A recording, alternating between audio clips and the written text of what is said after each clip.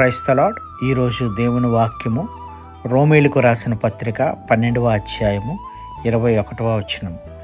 కీడు వలన జయింపబడక మేలు చేత కీడును జయించుము.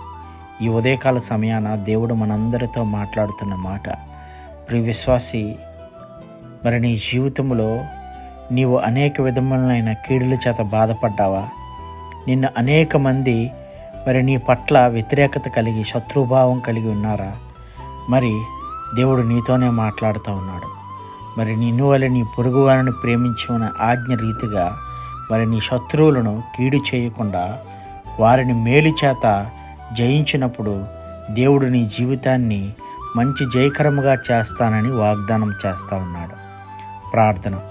అత్యంత ప్రేమ, కృపా, కనికరం కలిగిన గొప్ప తండ్రి, అవును దేవా, ప్రభువా, మేము తండ్రి కీడు చేత జయించకుండా మేలు చేసి ప్రభువా అట్టి కృపను మీ ద్వారా పొందుకునేలాగా మా యొక్క హృదయాలను మార్చండి, మమ్మల్ని రక్షించండి, కాపాడండి, మా కుటుంబాలను దీవించి ఆశీర్వదించండి.